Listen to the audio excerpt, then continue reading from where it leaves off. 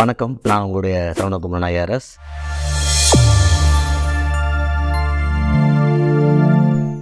So ஏன் இவ்வளோ academies இன்னைக்கு இருக்குது அப்படின்னா, கண்டிப்பாக அது ஒரு பிஸ்னஸ் பெர்ஸ்பெக்டிவ் தான். இப்போ எனி என்ட்ரன்ஸ் எக்ஸாமினேஷன் வந்து ஒரு மித்து மாரி ஆகிடுது, ஒரு பிராண்டு மாரி ஆகிடுது. ஏன்னா இந்த ஸ்கூல் எக்ஸாமில் வந்து தினமும் டீச்சரை பார்க்குறாங்க, புக்கை பார்க்குறாங்க, இதில் தான் கேள்வி கேட்குறான்னு தெரியுது, இப்படி தான் கேட்பாங்கன்னு தெரியுது, இதை படித்தா பாஸ் பண்ணலான்னு தெரியுது. இப்படி ஒரு அப்ரோச் இருக்குது ஸ்கூல் போர்டு எக்ஸாமில். எனி என்ட்ரன்ஸ் எக்ஸாமில் யார் கொஷின் செட் பண்ணுறாங்கன்னு தெரியாது, என்னமாரி வரப்போகுதுன்னு தெரியாது. ஒரு மித்து இருந்துகிட்டே இருக்குது. அந்த மித்து எனக்கு தான் தெரியும்னு சில பேர் சொல்லிடுவான், இல்லை உண்மையிலே அவன் பிடிச்சிடுறான். அப்போ நீங்கள் ஒரு எம்பிபிஎஸ்சில் நீட்டில் என்ன பிரச்சனை, நீங்கள் மிஸ் பண்ணிட்டீங்கன்னு வச்சுங்க, நீட்டில் மெரிட்டில் நீங்கள் என்ன கொடுத்து படிக்கணும்? காலேஜில் போய் ஆல்மோஸ்ட் 15 லட்ச ரூபா 20 லட்ச ரூபா ஃபீஸ் கட்டணும். 5 வருஷத்துக்கு 1 கோடி ரூபா கட்டுறீங்கன்னு வச்சுக்கோங்க ஒரு கணக்குக்கு. நீங்கள் கோச்சிங்க்கு 2 லட்சம் கொடுக்குறது ஏன் யோசிக்க போகிறீங்க? ஒரு ஸ்டூடெண்ட் 2 லட்சம்னா அதில் ஒரு 1000 ஸ்டூடெண்ட் வருவான். ஸோ எம்பிபிஎஸ் மெடிக்கல் காலேஜ் சம்பாதிக்கிறோட கோச்சிங் இன்ஸ்டியூட் அதிகமாக சம்பாதிச்சிடறான். எம்பிபிஎஸ் 100% தான் படிப்பான், 1 கோடி. அதில் 50% மெரிட்னு வச்சுங்க, 50% மேனேஜ்மெண்ட்னா 50 கோடி சம்பாதிப்பான். இவங்க 2000 ஸ்டூடெண்ட் வரும்போது ஆளுக்கு 2 லட்சம். எம்பிபிஎஸோட இன்ஃப்ராஸ்ட்ரக்சர் என்ன, ரெண்ட் என்ன, அது லெபார்டரிஸு. ஸோ இது பிஸ்னஸ் ஆகிடுது.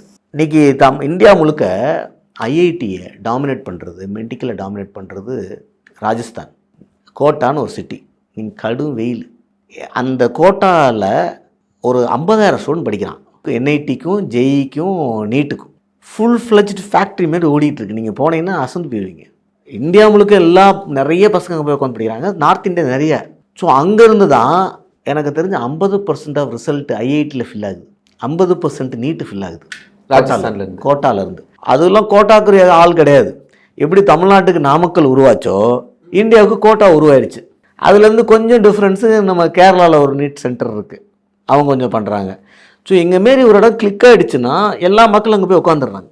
அங்கெல்லாம் வந்து 5000 கோடி டேர்ன் ஓவர். கோட்டாவில் 4 இன்ஸ்டியூட் இருக்குது, எல்லாமே 5,000 crores 2,000 crores turn overs.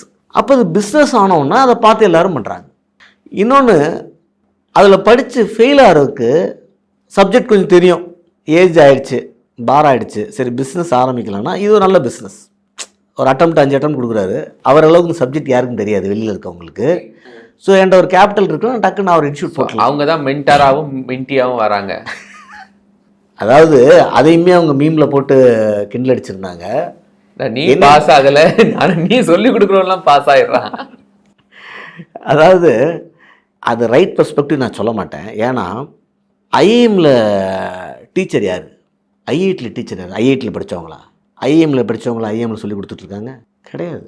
So teacher ஆகிறது வேறு, செயல்படுறது வேறு, ஜெயிக்கிறது வேறு. அர்ஜுனன் துரோணாச்சாரி ஆக முடியாது, துரோணாச்சாரியன் அர்ஜுனன் ஆக வேண்டிய அவசியம் இல்லை.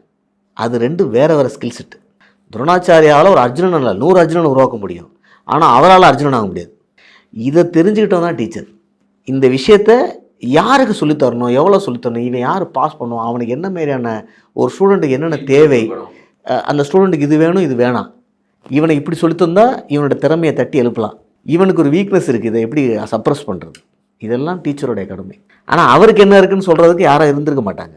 ஸோ பாஸ் பண்ணாத ஒருத்தரும் கைட் பண்ணலாம், ஆனால் அது உண்மையான டீச்சராக இருந்தால். பாஸ் பண்ணாத எல்லாரும் இல்லை, உண்மையிலேயே அவர் பல வழியில் ட்ரை பண்ணி அந்த எக்ஸாம் அட்டன் பண்ணி எல்லா வழியும் மூடப்பட்டு அவர் ஃபெயில் ஆகி ஒரு விஸ்டம் வந்துருச்சுன்னா ஒரு ஸ்டூடெண்ட்டை பார்த்துட்டு என்னையுமே நீ இப்படி படிக்காத இப்படி படி, அவருமே எல்லாத்தையும் அப்சர்வ் பண்ணியிருப்பார். இவன் ஏன் பாஸ் பண்ணான், இவன் ஏன் பாஸ் பண்ணல, அப்சர்வ் பண்ணி அந்த ட்ரைட்லாம் கொண்டு வந்தால் I can be a great teacher. நீங்கள் இதில் 2 எக்ஸாம்பிள் நான் தமிழ்நாட்டில் சொல்கிறேன். சங்கர் ஐஏஎஸ் அகாடமி, சங்கர் வந்து எங்களோட எல்லா நண்பர் தான்.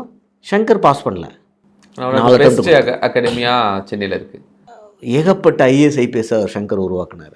ஒரு நாள் அவர் கிளாஸ் பார்த்து நானே அசந்து போயிட்டேன். அவன் என் கூட வந்த போது கூட அப்படிலாம் கிளாஸ் எடுத்ததில்லடா, எப்படா அப்படி ஒரு டீச்சராக உருவாயிருக்கான்னு. ஆனால் அந்த இதை அப்சர்வ் பண்ணி அதை பண்ணார். ஆனால் எல்லோரும் சங்கர் கிடையாது, அதுக்காக பாஸ் பண்ணது எல்லாரும் சங்கர் முடியாது. இன்னொன்று ஆஃபீஸர்ஸ் ஐஏஎஸ் இஸ்ரேல் இருக்கார், எங்கள் பேட்ச்மேட் அவர் ஐஏஎஸ். வேணான்னு சொல்லிட்டு இஸ்ரேல் ஜெபசி வேணான்னு சொல்லிட்டு இன்ஸ்டியூட் பண்ணுறாரு, ஐஏஎஸில் சொல்கிறேன். Is one of the best institute today. அவர் இப்போ ட்ரைனிங் எடுத்துகிட்டு பேக் இது பண்ணி அவர் 4-5 இயர்ஸ் சர்வீஸில் இருந்தார். அதுக்கப்புறம் எஜுகேஷன் ஃபீல்டில் நான் வரணும்னு அவருக்கு ஆசை. இப்போ அன் அகாடமின்னு இந்தியா முழுக்க ஒரு பயங்கர ஹிட்டான ஒரு மாடல், அது சைனின்னு சொல்லி அவர் IAS in fact all India first நினைக்கிறேன், ஃபஸ்ட் இதே வந்தார்.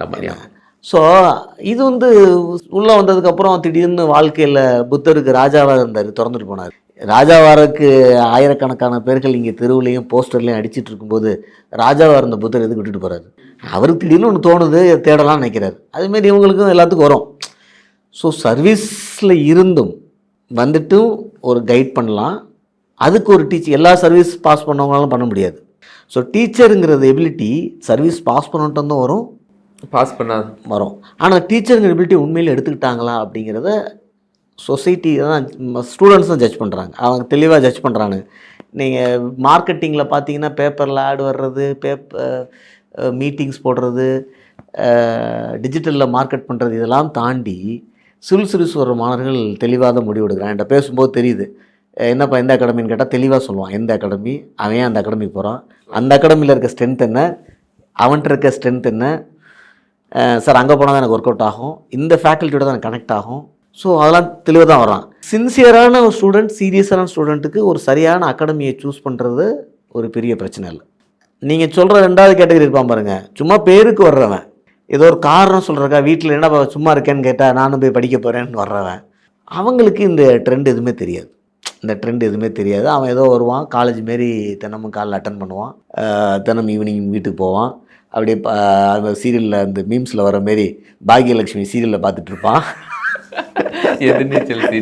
இன்ஃபேக்ட் என்னோட ஒப்பீனியனில், என்னோட எக்ஸ்பீரியன்ஸ்லையுமே ஒரு சீரியஸாக ஐஏஎஸ் படிக்கிற ஒருத்தனுக்கு என்ன சினிமா ரிலீஸ் ஆகுது கூட தெரியாது, எந்த பாட்டு ஹிட்டுன்னு தெரியாது சினிமாவில். அது ஒரு சீரியஸ்னஸ். அது நம்மளாக காது அடைச்சிக்கிறது இல்லை, காது அதுவாக அடைச்சிக்கும். உங்களுக்கு தெரியாது அந்த பாட்டு இப்படி ஒரு பாட்டு ஹிட்டாகி வைரலாக போயிட்டுருக்குது, ஒரு வாட்ஸ்அப்பில் ஒரு ஸ்டோரி வைரல், எதுவுமே அவனுக்கு தெரியாது.